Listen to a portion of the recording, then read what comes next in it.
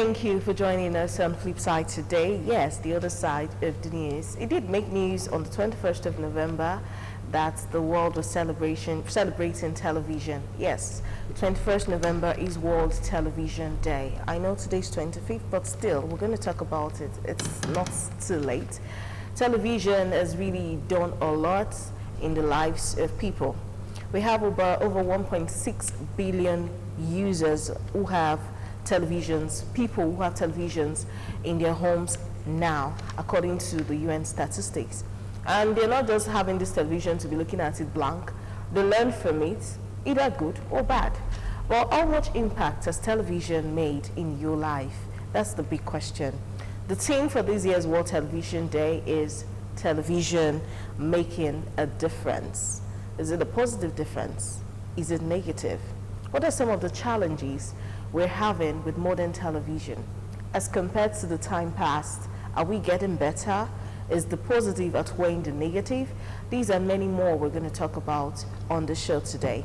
I have a veteran in the house with me today who will be talking about World Television Day with me. He was formerly a general manager here.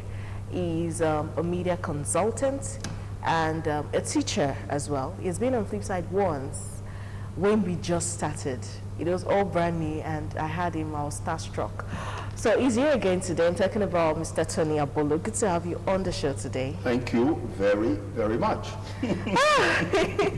It's so good to have you. I'm happy. All right, today we're going to talk about television, and this is definitely your area. We'll start with the challenges. What are the major challenges you would say modern television is having as compared to in time past when we just started? Are we localizing it, or are we looking at it from an international? In a broad, global. Yeah. Globally, television has expanded, and people sometimes. I'm glad you give that statistics about ownership of television sets, and even these days they're talking about drop boxes where we're going digital, and that is to say that people should always remember that television is a bit modern.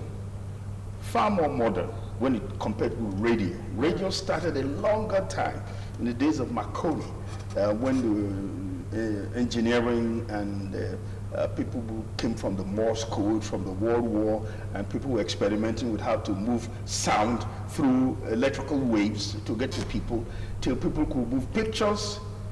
And remember too, when you're looking at pictures, it was first silent screen. You could go and watch a movie, and it was silent. You wouldn't hear anything, but you see action. Just the pictures. So yeah. So until we now had pictures, and people now begin to see pictures, and all these are more modern in the sense of, well, that's in the last century, to be honest. But even at that, it's still, historically speaking, a little modern. But since it's come, it used to be a one-channel thing, in which you tune in, and you only get in one station, and stations had to begin to only use one channel to do so many things that are possible. News, features, documentaries, and whatever it is. Until we now have channelization. And that is a consequence of now digital transmission. And so like people just only take the language cable TV, satellite TV.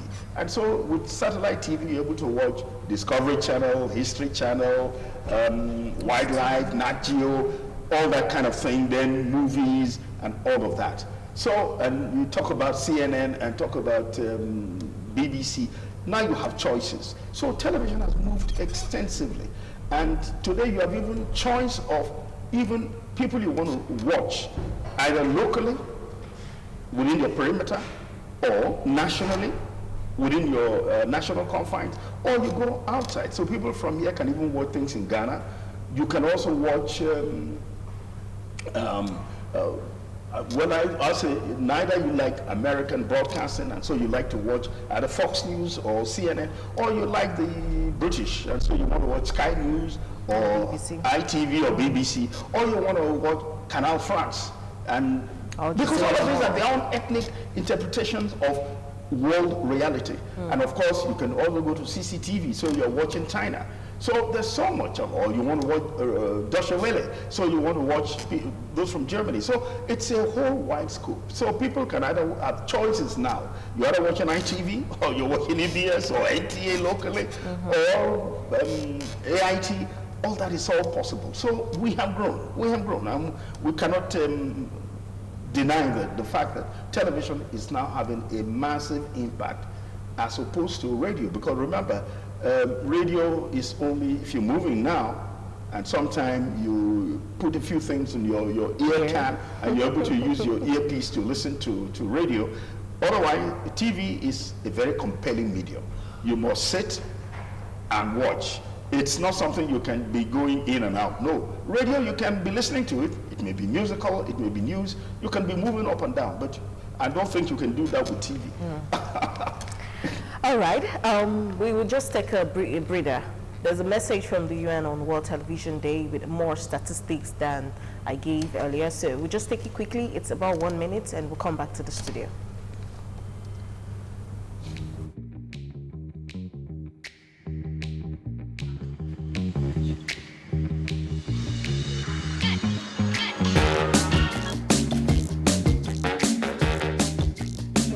Years ago, it caused a great sensation when a woman first broadcast the news.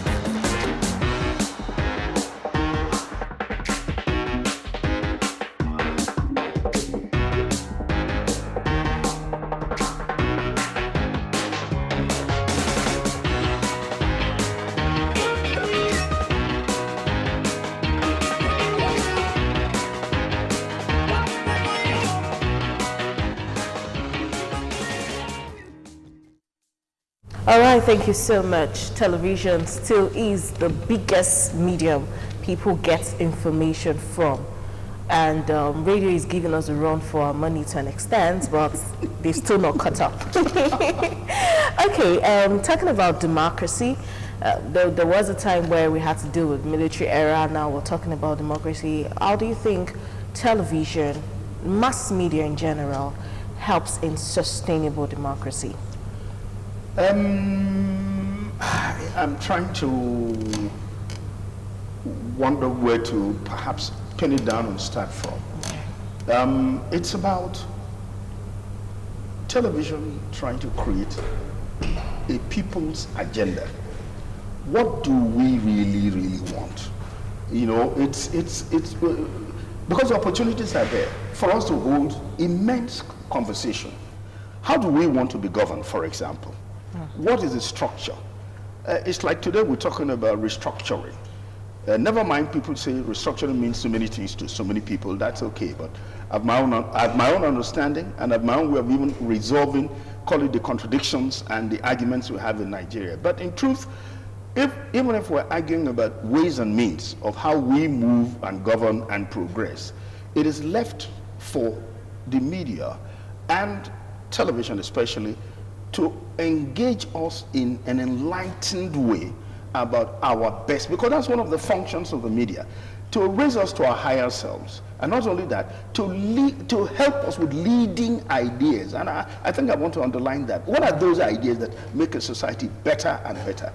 And television has that role. And so when I begin to see example of what is better, because one of the, I can't get, Kim Jong, I think was his name, was a World Bank president, who was saying that one of the challenges, especially in the third world, is that those in the third world are beginning to look at television and they're beginning to demand certain things. Because if I see, like, what you may say, okay, whether we're going to end SARS or no, or forward SARS or beginning of SARS, that is to say that I can sit at home and watch people in Turkey demonstrating. I can see people in Algeria demonstrating. So I'm now beginning to say, why are they demonstrating? I begin to read something into it, and it begins to tell me, then why am I not agitating for something in my own country? So I now say television has a role to tell us, should we go that way? Should we begin to angle for such things? Is that the ending of where we ought to be? And that's why, you know, one of the big things in media is agenda setting. How are we setting the agenda for the people? So even if you want to ask me, is it a component of democracy? Yes, the media is a component. It's part of the engaging discussion. And you must get all the sides to be involved to say, where should we be going? For example, one of those things that is agitating my mind, we're talking about 2023. For all it is, who's leading the conversation? Just politicians. And I think it is time we stop that. The media ought to lead the conversation about 2023. So when you're talking about democracy, what kind of democracy do we want? Because right now we got ourselves grounded in, we don't know whether this is a democracy or a military regime. We just got bogged down.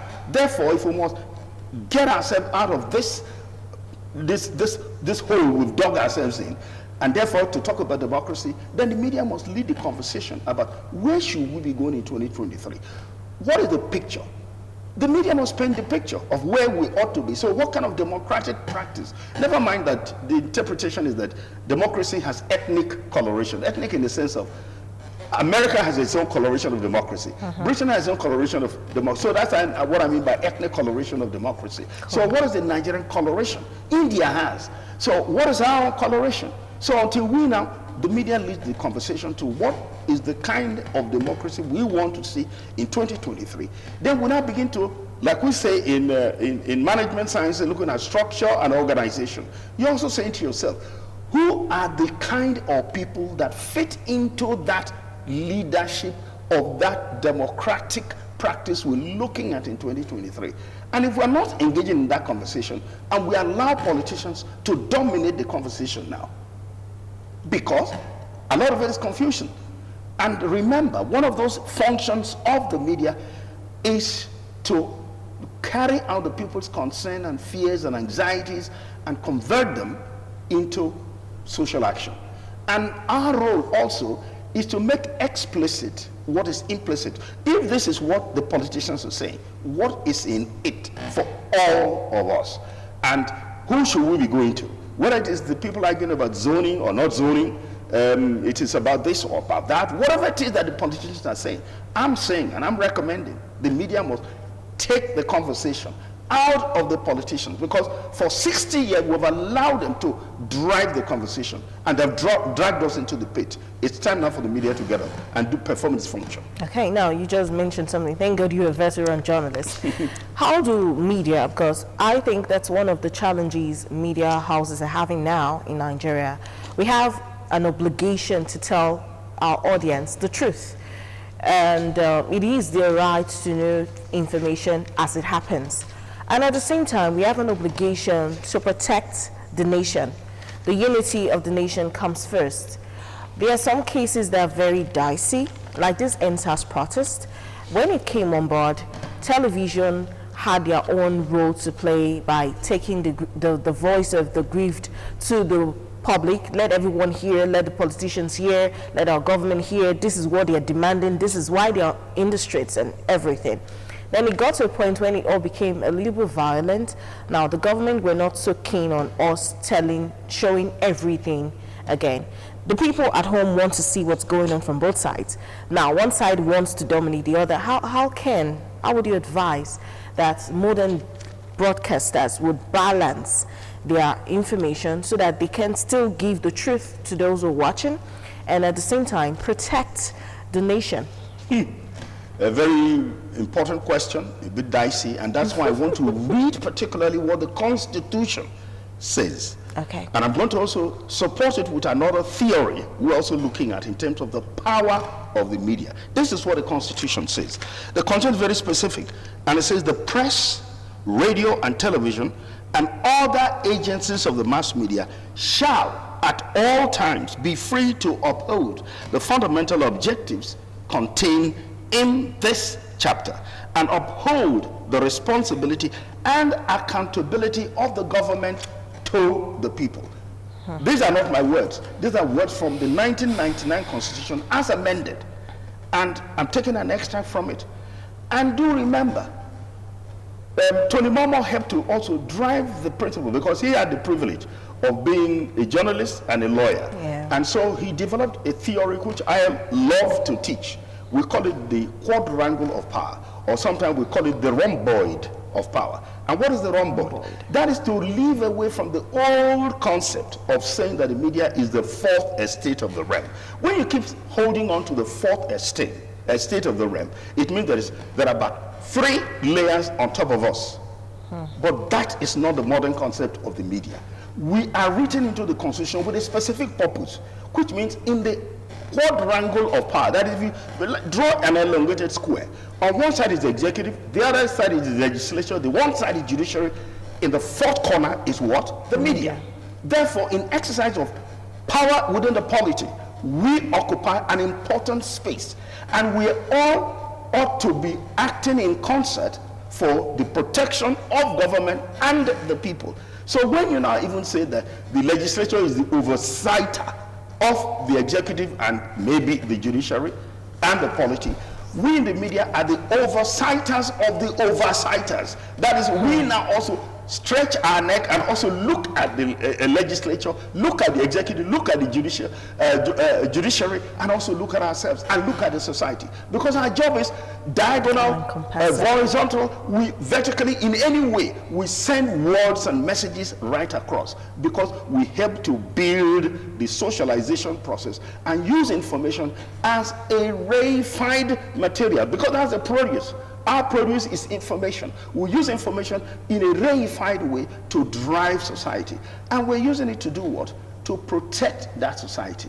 And therefore, when you go by the older theories, where people think that we are in the fourth estate of the realm, so the government think that they have the power, they should be the one to dictate. And who gave you that power? Remember that sovereignty belongs to the people. And the sovereignty does not reside in those who are in government. For heaven's sake. Look, it's time for us, even in the media, to get a lot of things very clear. It gets into their head that they think that because you may be the executive, remember you're only there for a while, and you're off. The media is there. It's like they say, soldier go, soldier come, barrack remains. A government may come, a government may go, the media remains. And we are there for the people. And our job is to tell the truth. So when they came, it's like the abstract and the nonsensical thing you hear about they now wanting to I don't know, query CNN or ask CNN. They went to begin to sanction media houses, AIT, Arise, and I think channels. Yeah. Fine. And all because it is the attitude of those in government. It is not about democracy. It's about tyranny. And we must bring it out, and that's why DJ Switch was able to say it on CNN that what we're witnessing, and even Reno Omokri has also underlined it, this is dictatorship, and we must separate it from how do we exercise power. We are now being emasculated, and that shouldn't be. Therefore, we have a role to tell the truth, like you said. It's our job to tell the truth, so that because the society has to be helped to help itself, and the media is the one that serves up the information that helps society. What are the issues? What led to the answers? Bottom line is about bad governance.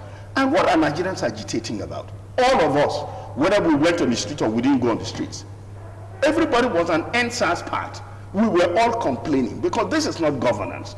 I mean, we've come up to the point, this is the second recession, and nobody should talk. We have borrowed 30-something trillion, nobody should talk. You are even going to Brazil to go and borrow 2.1 billion.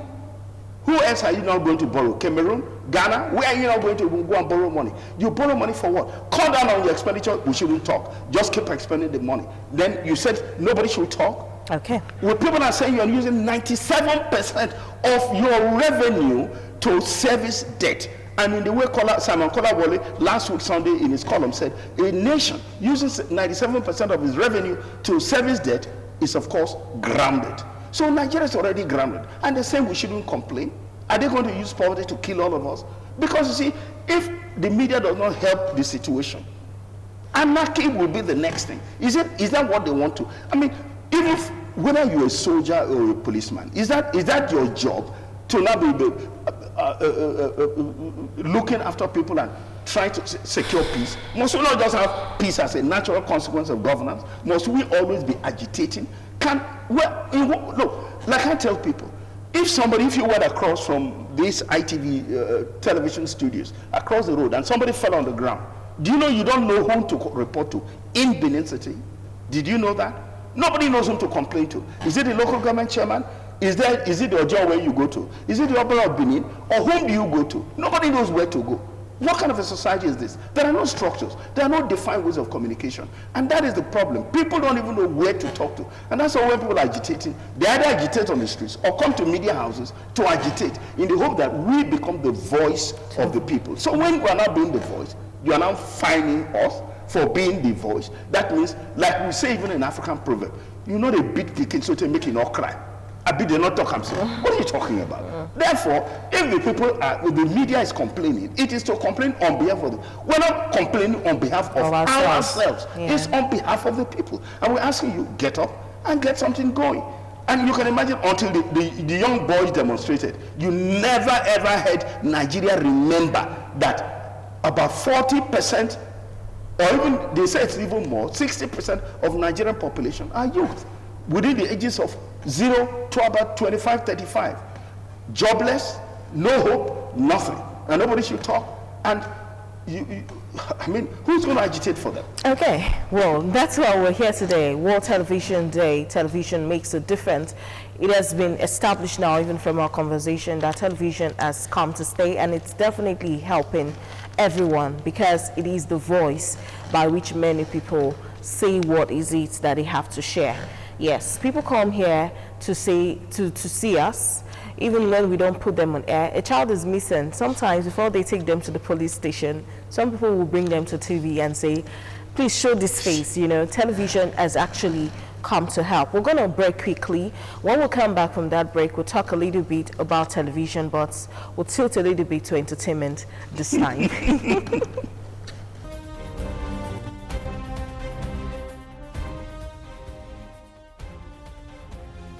All right, that was Message with Hot Legs. For everyone who's interested, you know what to do. Just come to Igosa Oluku here and get a form. It's 5,000 naira.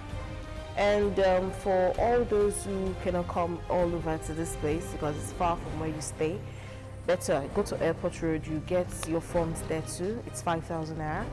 And you could be slim, then you be in the Message with Hot Legs. If you're fat or plus size, you be in the ITV Bold and Fabulous. And of course, if you're a fashion designer, you can also get your forms for the fashion on the runway. It's a 3-header edition, all 3 programs one day. Okay, back to the studio, of course. I'm Daisy Leo Asikidi, and I have Mr. Tony Abolo, veteran journalist, former boss, and of course a media consultant and a teacher. And we're talking about World Television Day, and the theme for this year's World Television Day is TV Makes a Difference. I've talked about a lot of political aspects of how TV is impacting on our lives. I want to talk a little bit about entertainment now. Now, there was a recent drama, so let me just quickly do it. A recent drama on social media with Charlie Boy and his daughter.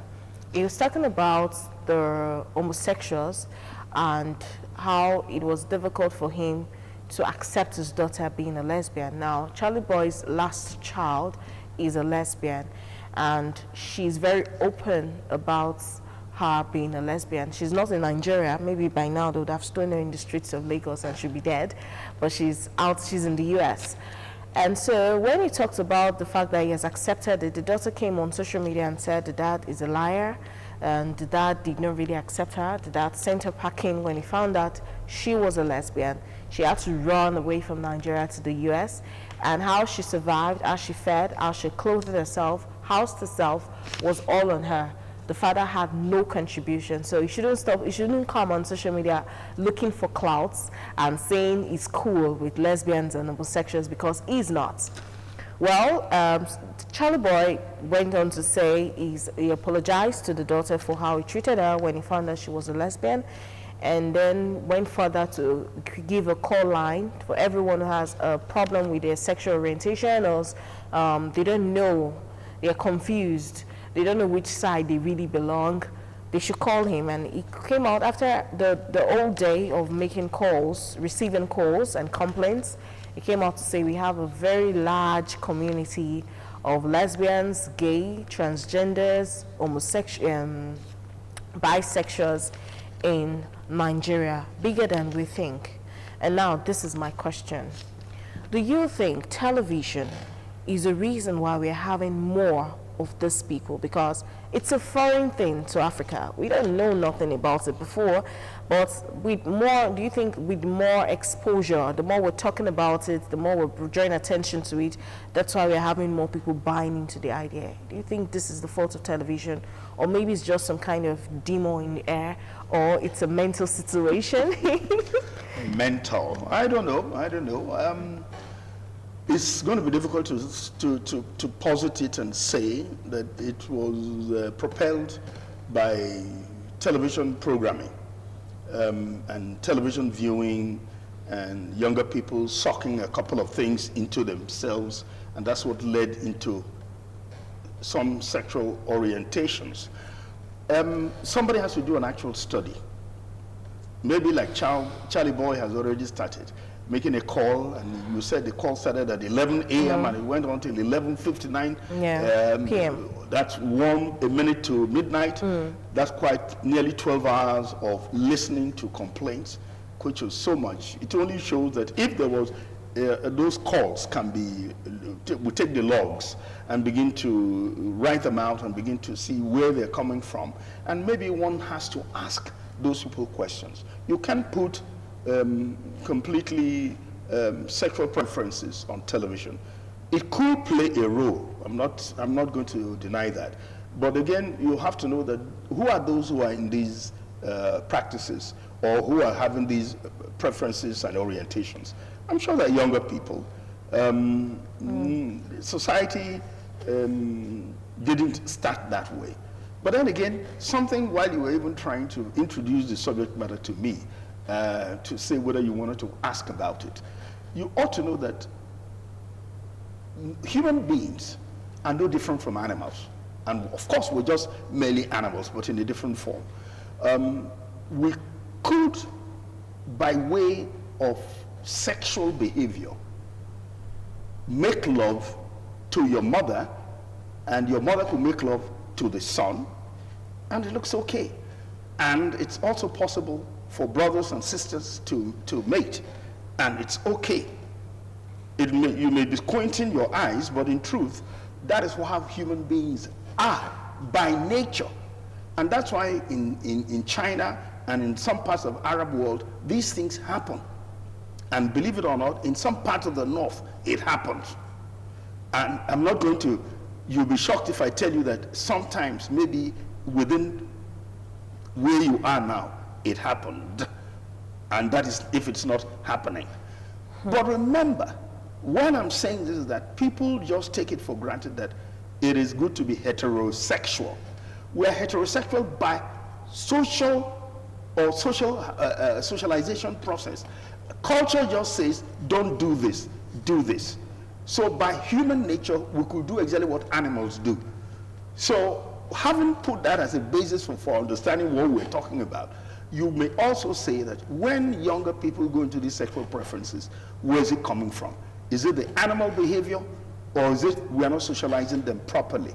So, but to put it now on television it's not. I'm not too sure that that is correct. Then you want to look at morality. You want to look at the role of the church. You want to look at the role of the schools. You want to look at the society. After all, I mean, growing up, I'm in my 70 plus, and we do know when we're growing up. In the 60s, there were homos. We grew up hearing that. I'm saying this so that when you look at the long history of these preferences, it's not a today thing. Even during the military, it was told all around. And remember, the military was there for some while, and it was said that those who even rose through the ranks, some of them who rose heavily, were friends to some people. So it's not a today thing. So when you now begin to talk about Charlie boys like we just woke up and we're having LGBT thing like a new fad. No, it's always been there. It's always been. It's not something you took from outside. It's not something that came from television. But we must begin to break it down. That is for those who are concerned from a moral point of view, from a sociological point of view, from a medical point of view, cultural point of view. We need to sit down and begin to ask, what do we remember? Like we're talking about programming and television and society. We ought to sit down and say, where should we be looking at the reproductive health of our people? So we ought to be more serious. Maybe you who's setting up the question should also take it from a television point of view, in which you do more study and begin to come back and begin to look at it as a behavior that you find in society. That was Charlie Boy asking in Lagos, what has happened in Benin? Do you know, have you ever asked what happens in Edo State? Have you ever asked? It's, if you're interested, because this is what media ought to be doing. I mean, if it's a social issue, and we are concerned that younger people should not become bisexuals, should not become lesbians, should not be homos, and of course they are. In fact, the first time I ever heard about it, I was already nearly 40 before I got to I got to know that such things exist. I was beyond myself. I mean, in Benin, here, it happens? Oh, they said, oh, go sit down. You know, that was the reply I got. So it has always been there. So it's not a new thing. So let's not make it like a new thing. Okay. But now for us to ask ourselves, is it something you want to depress? Is it something you want to remove from the culture? Is it something, all these different disciplines ought to come together? Religious people, sociologists, medical doctors, everybody ought to come back, sitting down and ask themselves, what do we do? If it's a social issue, then it must be addressed. Okay. Now, our personal question still. I want you to share your favorite television moments with us. Favorite? Where? In terms of today, or in terms of yesterday? In terms of yesterday. What? In terms of yesterday, maybe growing up, maybe you could start from that. Then when you were working full-time in the media, yes, before you became an independent consultant. No, it's going to be difficult. Mine, I take my life a day at a time, and I take my life a moment at a time. I cannot tell you I have a special moment, but whatever I put my heart to, I do it with all the gusto and all the interest that I can put into it. Maybe for me, when I want to look back, because I created, along with Lola Ibueku, we created Good Morning from Benin. That was my show, and it was a big thing. And the thrill I think I remember from it was when we used to review newspapers. There was a friend of mine, a former lecturer in Uniben, now late, Pity. He encouraged me by saying he does not buy newspapers until I've done my review on that my morning show, because I had a way of handling newspapers in such a way that I made you curious about the story, and I wanted to drag you to go and buy. Not that I was necessarily doing it for the sake of advertising, but we use the story, the big story, the top stories, the exciting stories to drive. So maybe that was some interesting moment of my career. Okay, so the last question I'm going to ask you before we leave is television has moved beyond the regular box, and we now have television online. So in our phones we have television. Social media is also a platform where we have our social media handles even in ITV, where you can watch. So now they're talking about regulating the social media. It's been a bill. It's past second reading. Before we know, it's going to become a law. Do you think this is a way to shut the media in general, shut the people, or regulating it is just good and fine? It's going to still help everyone in the long run. Not forgetting there's also fake news challenge. The issues of fake news have all been addressed, but I'll come to that. The thing about this social media regulation bill that is moving up and down, we've gone through it in the last couple of years. It looks as if we're back to Decree 2 of Buhari in 1984. That's all. We never seem to go beyond this Decree 4 of 1984. We're always there. I don't know what it is that gets him so worried about wanting to control the media, and now with the social media, with all its potencies and its own hypes and fun and whatever it is, that they want to regulate it. And you keep hearing Lai Mohammed keep saying there's no going back on the social media regulation, there's no going back. Look, as far as I'm concerned, I'm sick and tired. Let them regulate whatever they want to regulate, since they're so keen on regulating the media. Look, you will shoot yourself in the foot. This is something I'm going to give you a quote all the way from John F. Kennedy. He said, and Ted Sorensen was his speechwriter. So anytime you want to quote JF Kennedy, always remember Ted Sorensen, who was his speechwriter. That those who make peaceful change impossible make violent change inevitable. That is a statement from Ted Sorensen, which was a speech made by JF Kennedy. If they think that by silencing us, that they have finally killed the mosquito, killed the bees, killed everybody, nobody's talking to them, the society merely goes underground. You can't keep people silent. It is utterly impossible. So when the people are going to move, you will not know how they want to move. How are you going to do it? How do you gather your information? Whereas if it was more open, through social media, you can find a way you gather the information, and then you deal with it as is. Because if you deal with the people's consent, which is where the media is, you deal with the regular, the traditional media, and then deal with the social media or the new media in a way that you must begin to address the fears and the anxieties and the fake news. After all, what is special about Nigeria and social media? Americans are themselves also complaining to Facebook, Google, and all of that. So there's nothing so special about Nigeria. But they want to also use themselves understanding it. Remember that this is a technological development. And therefore, these are people who are in their analog age. 80, 70, 90-year-old people who don't understand technology. They are not tech savvy. And so they now want to gag young people and then do what? Did they know when, if they had even intelligence, because they are the ones with DMI, SSS, this, they all dealt with them. Why didn't they gather information that NSAS was about to happen? When the hoodlums were going into the street, why didn't they gather the information? Where are they? Why don't they gather intelligence? They don't gather intelligence, and they think it's keeping everybody quiet through the social media. That's how they will not keep everybody quiet. Let them do what they want to do. The people will react in the way they will want to react. You can't keep the people quiet. So I'm not afraid. I'm not worried, because every one of us who likes democracy, and democracy is about freedom, freedom of choice. But they say no choice. And of course, people tend to forget that there is something, even the culture of certain ethnic groups in this country.